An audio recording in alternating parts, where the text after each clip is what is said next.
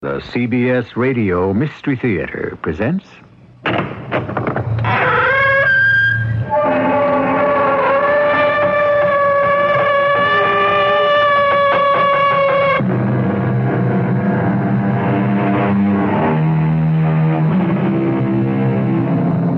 Come in.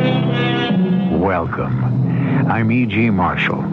By the time this settlement of immigrants established itself as the United States of America, it had already produced, alongside its statesmen and traders, various writers of distinction who would come to be respected and admired all over the civilized world. Once the new republic was formed and proclaimed, the land burgeoned with many more, of whom one was Washington Irving, born in New York City in 1783. The drama we're about to present for your enjoyment is a free adaptation of one of his stories.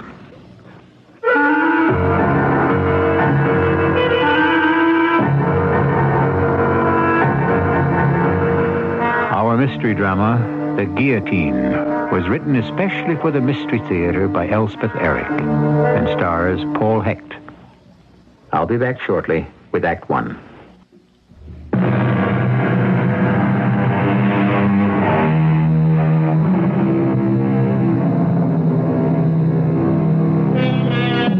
In 1825, a collection of short stories by Washington Irving was published under the title of Tales of a Traveler.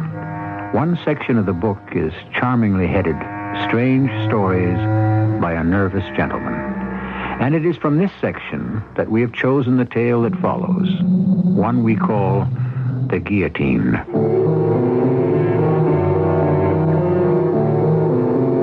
I am of a brooding and introspective nature. It has always been thus. It was never that I scorned the follies and the fripperies of this world. Indeed, I begrudged others their free and easy access to such vanities, their effortless enjoyment of them, with a profound and a scorching envy that was driving me to the very edge of my self-control. I felt about to howl with the torment of my incapacity.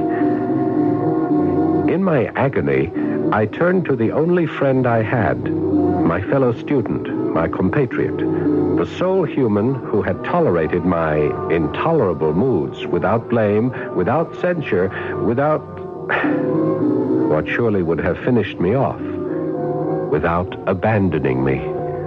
Gottfried, my dear friend. Help me, Carl, help me. But of course, just tell me what I can do. I don't know. Is it money? Do you need money? Money. If it were only money. It is myself. My tortured, restless, squirming self that looks for rest and cannot find it. That searches for peace and watches it retreat with every step I take. Desperation tracks my heels when I walk the streets. Melancholy meets me at every corner. And gloom, deep, impenetrable gloom fills the house where I live. Gottfried, you are so much more clever than I. Clever? You call me clever?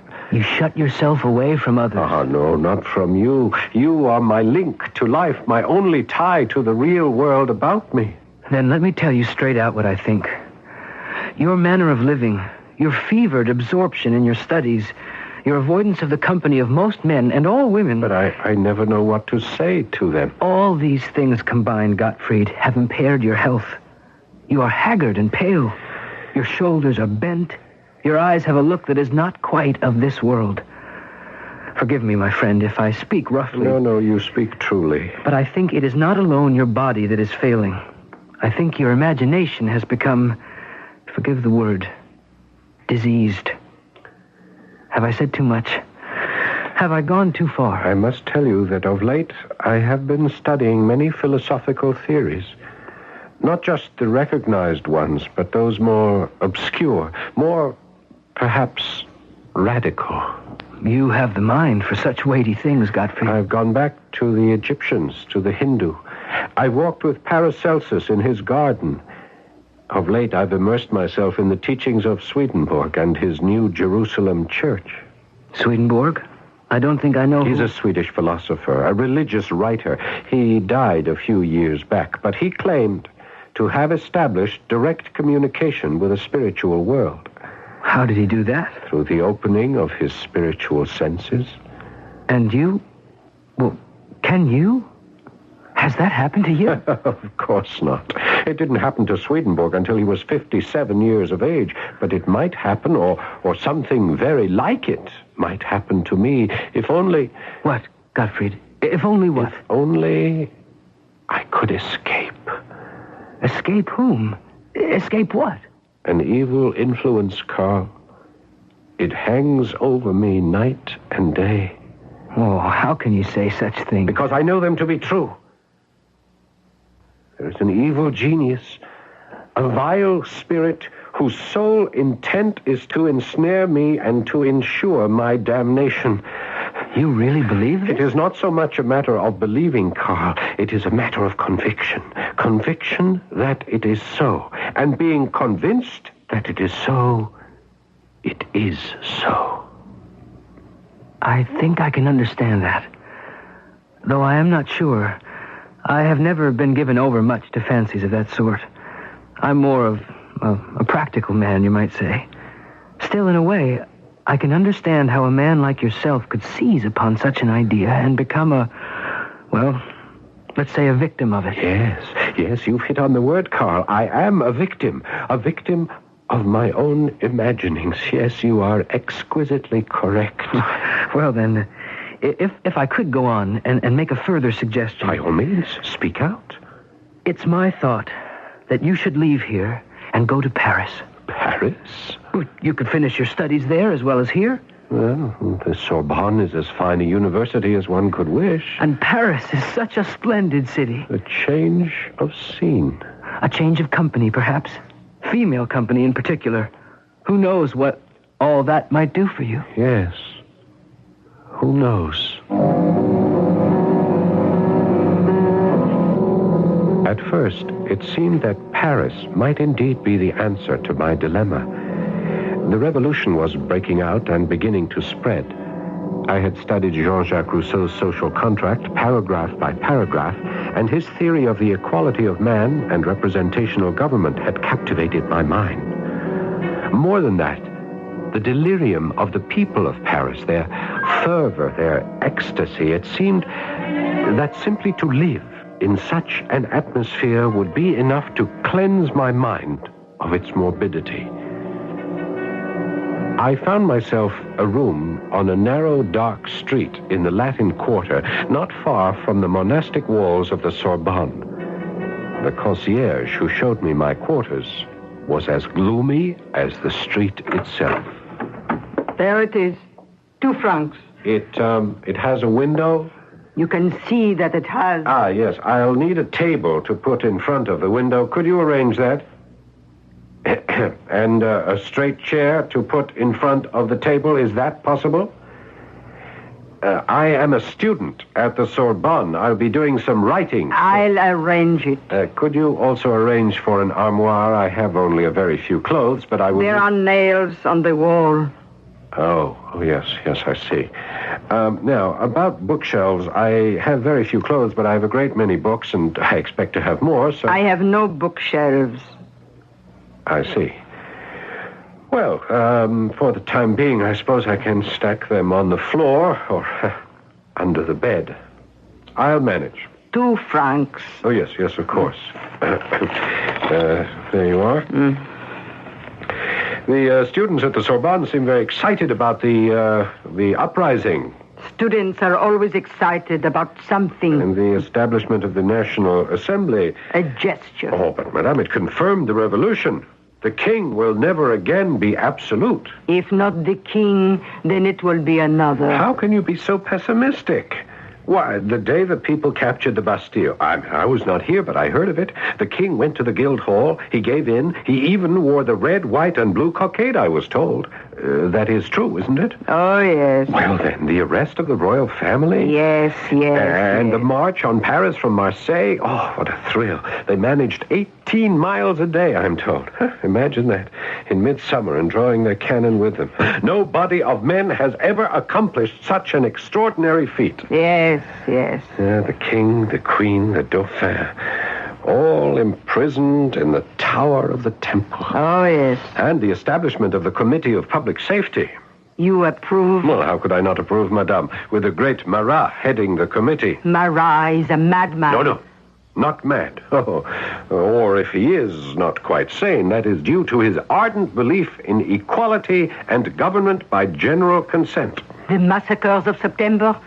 More than 1,000 killed? Well, I know very little of that. You know very little of anything, monsieur. It's your youth, perhaps.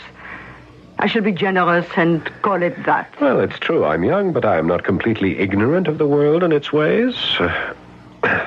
Not completely. You are. You are ignorant and you are arrogant. Madame, I must protest. Have you heard of a man called Robespierre? Yes, I've heard of him. He is idolized by the people. He will join the Committee of Public Safety before the year is out. And the king will lose his head. Yes, in January of 1793, King Louis XVI was guillotined. 6 months later, Robespierre joined the Committee of Public Safety. Hundreds upon hundreds passed before the Revolutionary Tribunal and were executed. Danton, the man I had idealized, was among the victims. So was Madame Elisabeth, sister to the king. So was the queen. I sickened and turned away. The terror had begun, and I shrank from the sight of it. I spent the better part of my days in the libraries, those catacombs of departed authors, rummaging among their hoards of dusty and obsolete works in quest of food for my unhealthy appetite. I became, in a manner of speaking, a literary ghoul, feeding in the charnel house of decayed literature.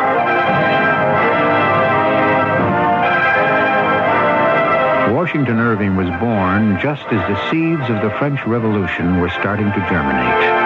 By the time he was of school age, the revolution had been confirmed by the establishment of the National Assembly. At the age of 8, he was old enough to hear from his elders of the March on Paris in the spring.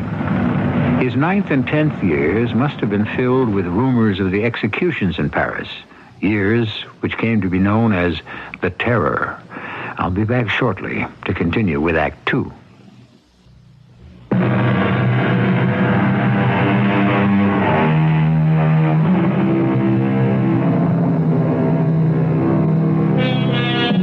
Washington Irving started out to become a lawyer, but his health was not robust, and, as was very much the habit with doctors of his time, he was advised to travel abroad and so build up his constitution. We shall never know what sort of lawyer he might have become, but we know for a certainty that he developed into a first-class writer, and it was his early visit to Europe which roused his interest in the Gothic tales of terror and romance, such as the one we have adapted for you.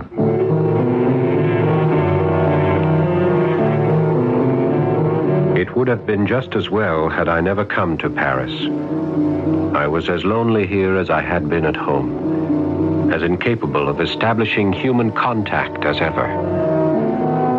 I sank deeper and deeper into my studies of writers long deceased, and saw no one at all but the old crone who was concierge of the establishment where I had my cell-like chamber. Yes, who is it? Come in. Someone to see you. What? Me? Someone wishes to see me? So he says. Well, who is it? Didn't you ask him? He spoke as though he knew you from elsewhere, as though you were old friends. Carl? Did he say his name is Carl? I told you he didn't say. I didn't ask. Yes, of course. It's Carl. Who else could it be? What shall I say to him, your friend, Carl? Well, ask him kindly to come up at once, if he will, or I'll come down. Anything at all. Tell him he's most welcome. Would you believe it? I was trembling all over.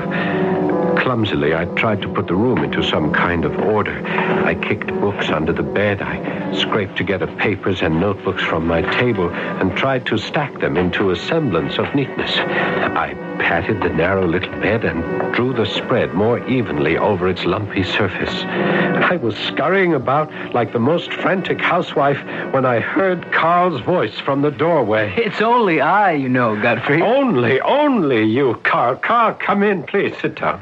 Carl, I am so happy to see you. You don't know. You just don't know. I am happy that you are happy. To have someone to talk to, someone like you, someone who understands. I did not know till this very moment how much I have needed someone I could talk to open my heart to. Wait now. You mean there's been no one here in Paris? No one at all. I have spent my time at the Sorbonne, in the libraries, in the museums. But Gottfried, no one can live entirely within libraries and museums. Yes, I know. The moment I saw you standing there, I knew. It begins to look as though I gave you bad advice, counseling you to come to Paris. No. It was sound advice. At least it seemed to be at first. Paris seemed to be the tonic I was needing. At first, you say? Well, then what? Well, wait, I haven't offered you anything to drink. Must have a bottle of wine around here somewhere. Yes, here we are. Cheap sort, I'm afraid. Very ordinary Beaujolais. I'm sorry, I could go out for... Gottfried, don't excite yourself. Think of whom you're speaking to. It's Carl, your friend. Think of all the evenings we shared a bottle of the cheapest wine and found it sufficient because of the pleasure of each other's company. Yes. Now, can't we open this bottle in the same spirit? Of course we can. Forgive me. My manners have grown coarse. It comes from being too much alone. There must be another glass somewhere around. I'm sure I had one. Oh, here we are. Now, Carl. Gottfried.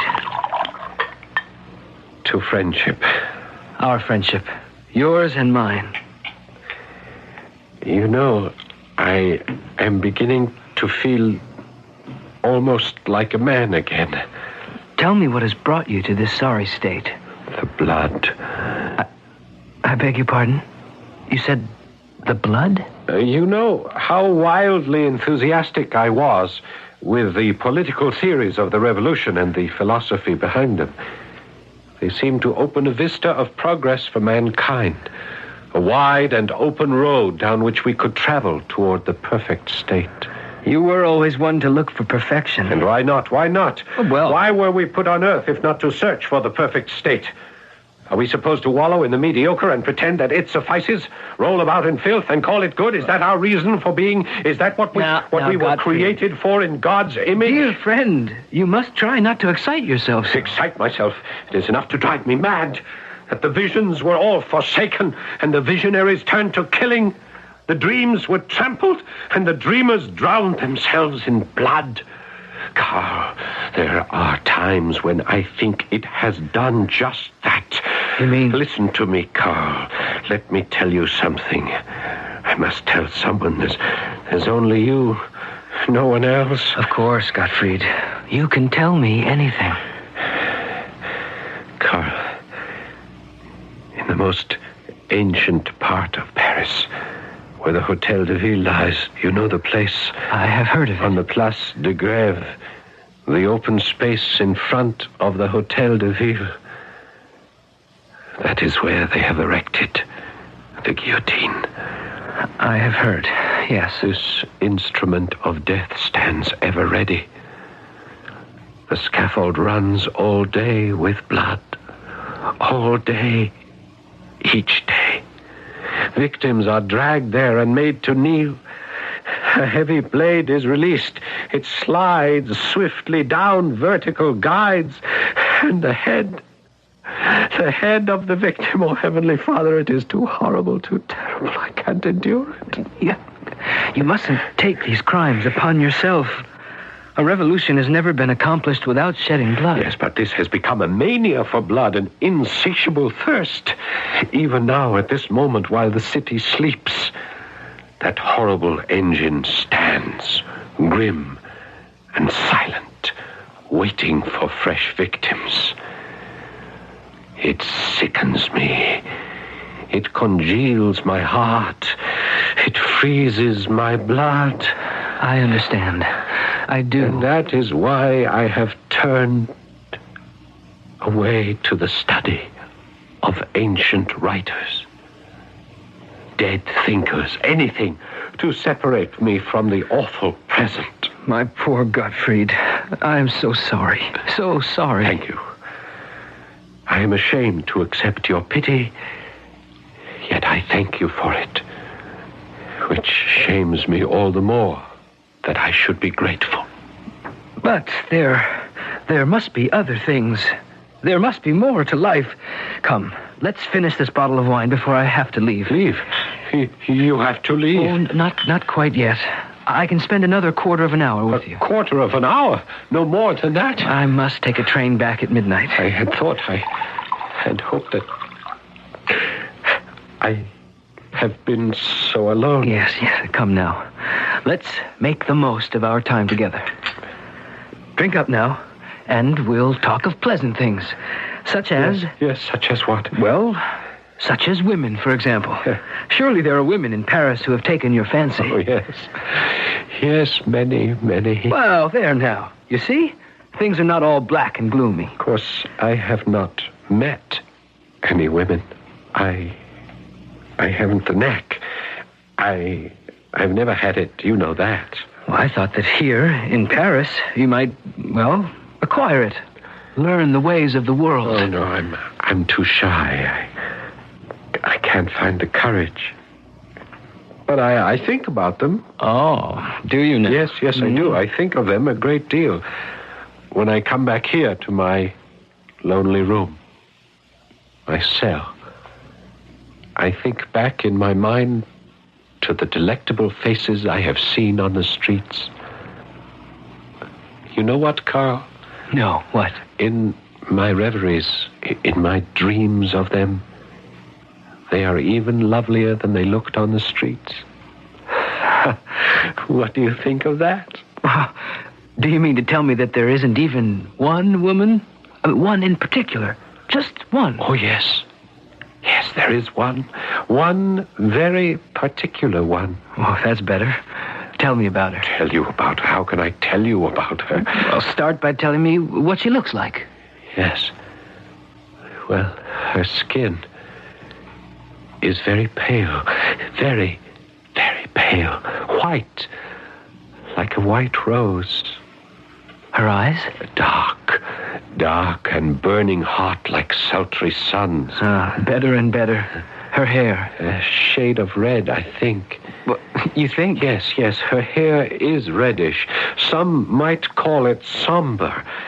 But against the pallor of her skin... And her name? Her name? What about her name?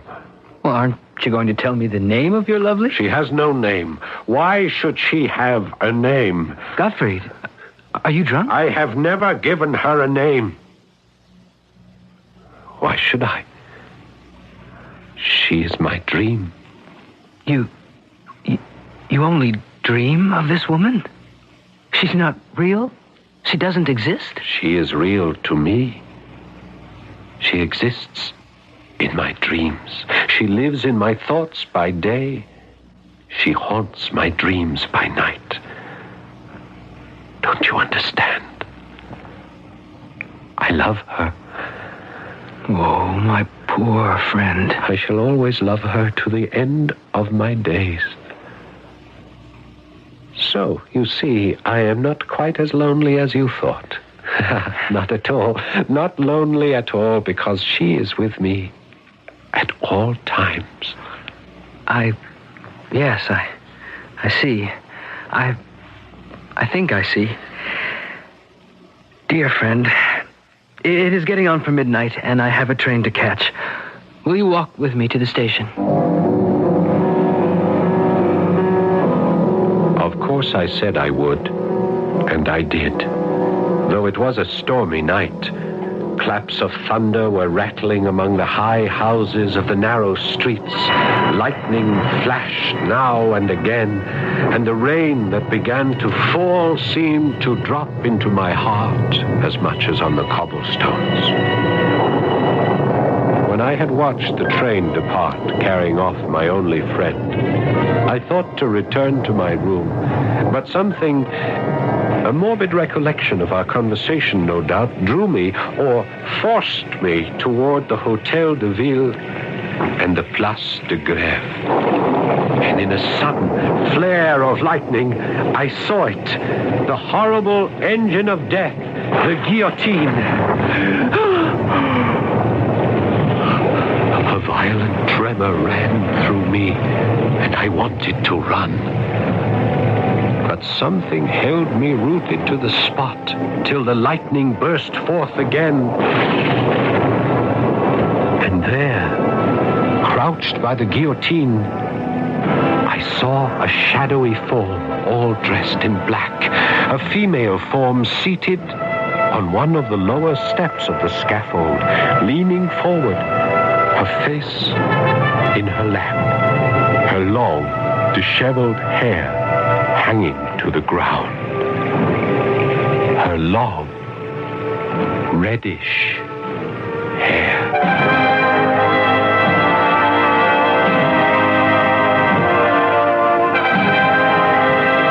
You are listening to a tale of terror and romance, told in the Gothic style.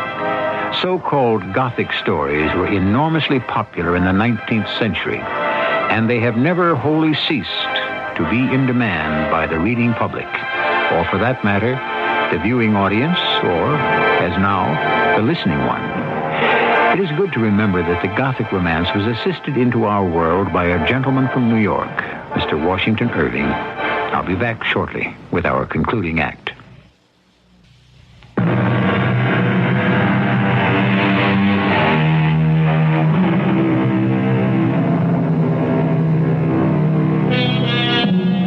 It is true that Washington Irving was born in New York, but for reasons of health, he traveled extensively abroad and actually had living quarters for a time in the Alhambra, that centuries-old palace that still stands on a hill in Granada, a relic of the time when the Moors ruled a large part of Spain.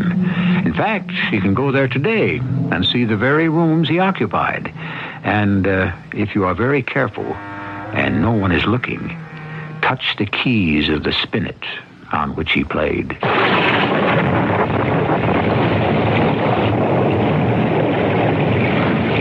I stood in the teeming rain and gazed at the woman in black who sat on the steps of the scaffold.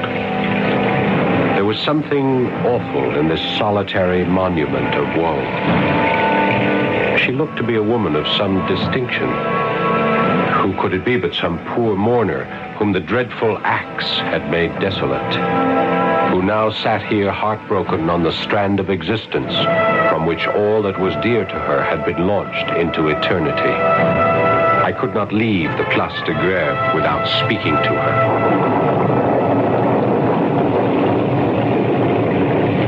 Madame, your pardon, Madame. I would not intrude upon your solitude, but neither can I pass by and leave you here alone. The storm, the hour of the night. Let me lead you away from this gruesome place. Let me take you to your friends who will cherish and take care of you. Madame? I have no friends. Oh, Madame, such a one as you. I have no friends on earth. The guillotine has taken them all. Is that what you mean? My heart weeps for you. But if there are no friends to give you refuge, at least let me take you home. I have no home but in the grave. Oh, Madame, I know I am a stranger to you. You have no reason to trust either me or my intentions, but you would permit me to offer you my protection. I am a poor student, madame. I am not even a native of Paris. I live in the most humble hotel in the Latin Quarter. Such as it is, I would be honored, happy, if you would let me place my single room at your disposal on this most wretched of nights. You seem very kind. Very sincere. Thank you, madame, for understanding. Then you will come with me? You will permit me to enlist as your protector? Monsieur, my fate lies in your hand.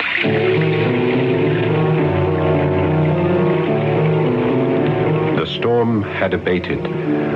All Paris was quiet.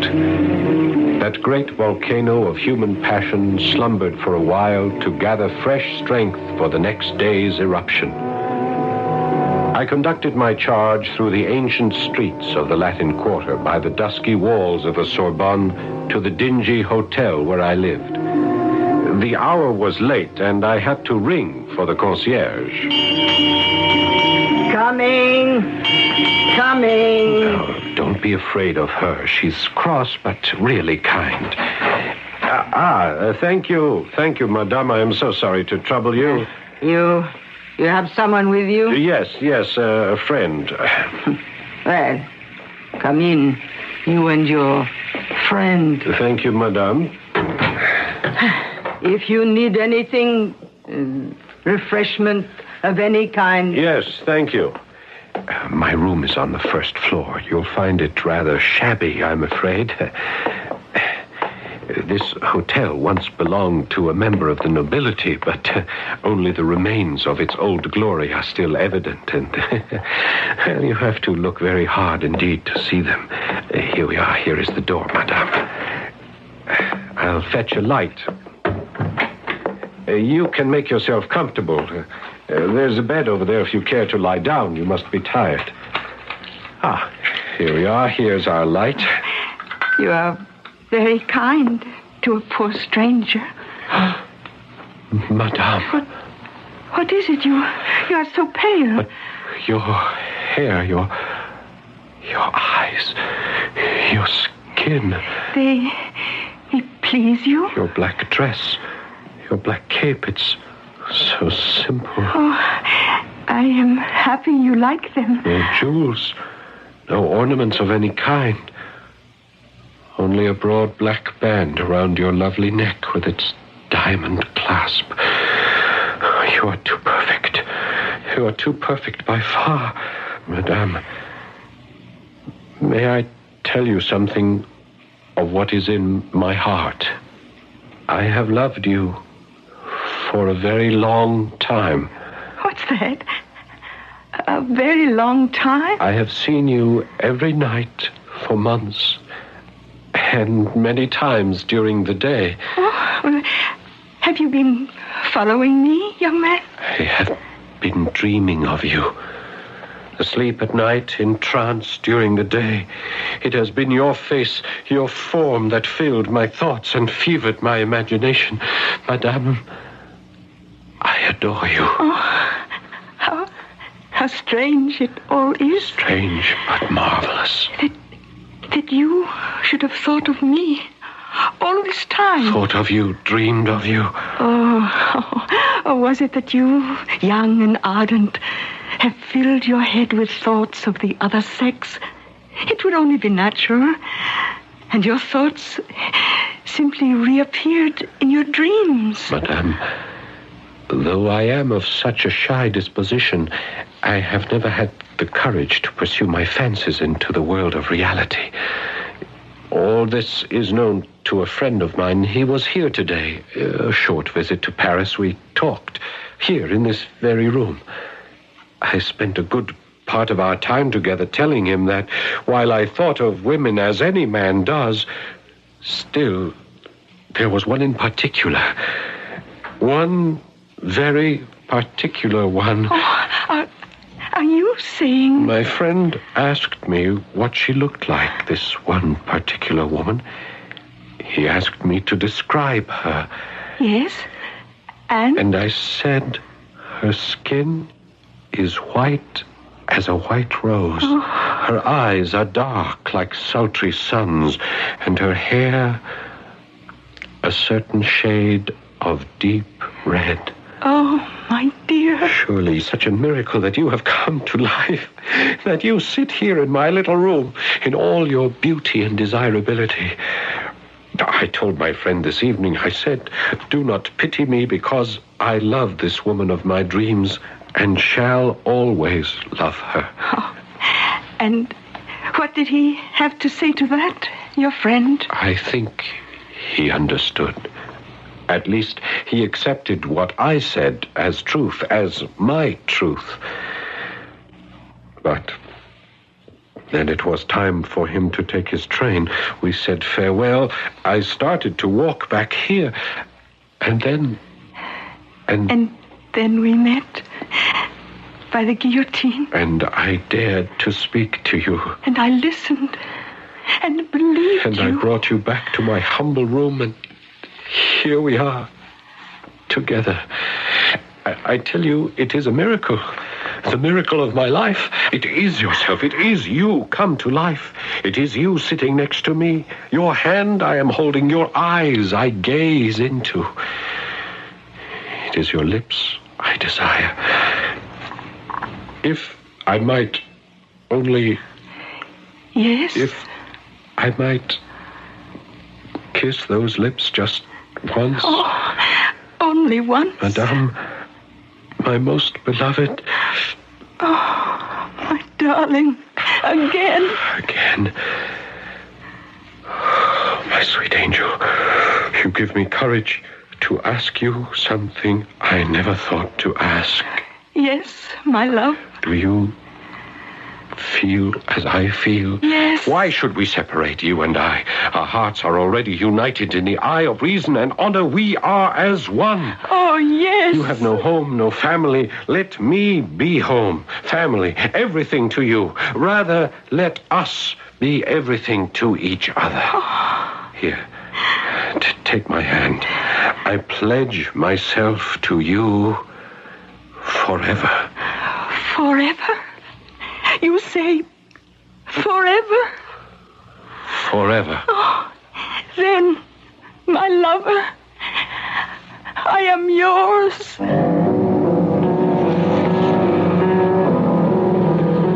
The next morning, in order not to disturb my beautiful sleeping bride, I crept cautiously and quietly from our bed, and as quietly dressed myself and went forth early in the day to look for larger quarters, since it was clear to me that my situation had so changed as to make the tiny student's room quite inappropriate. When I returned from my search, I stopped to speak to the concierge, who quite clearly was taking a certain enjoyment in my clandestine affair. Good morning, monsieur. Morning. Will you be wanting a small repast, you and the lady? A coffee, perhaps? A croissant? Yes, that would be very nice, thank you. The lady has not asked for me. No, monsieur. Nor has she gone out. I've watched for her. No, she still sleeps in your room, I believe. Thank you. I'll be up in a moment with your coffee and croissant. Thank you so very much. We'll both appreciate that.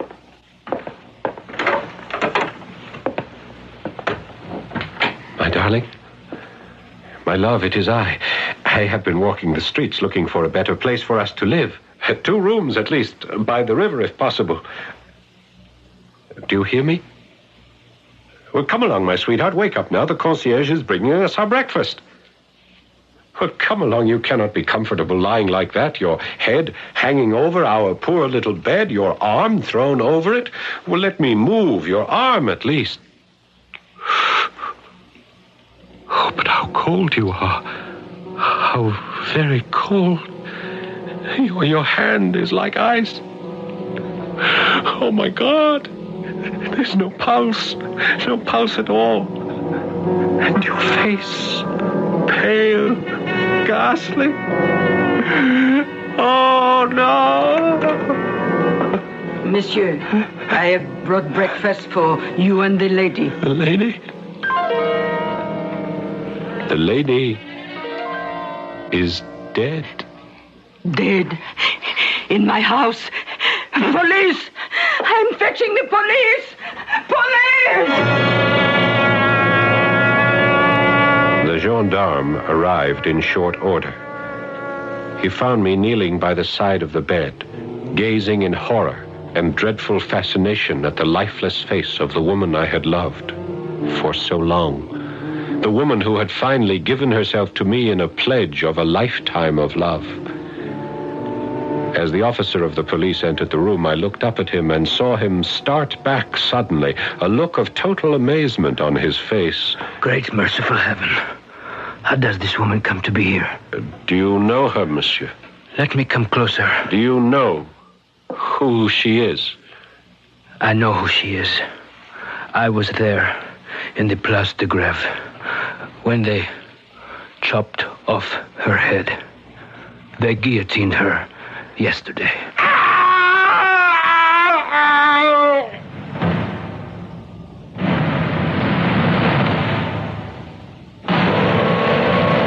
I hardly know how to tell you what happened then. The policeman leaned over and unfastened the black collar with the diamond clasp that encircled the neck of my beloved. And horror of horrors, her beautiful head rolled upon the floor.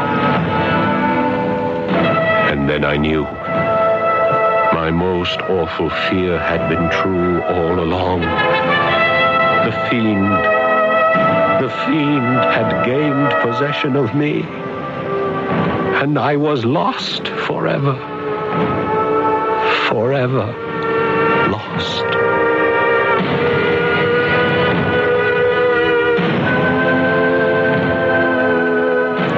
There is a postscript to this story, appended by Washington Irving, and I shall read it to you. "Is this really a fact?" said the inquisitive listener. "A fact not to be doubted," was the reply. "I had it from the best authority. The student told it to me himself. I saw him in a madhouse at Paris. I'll be back shortly."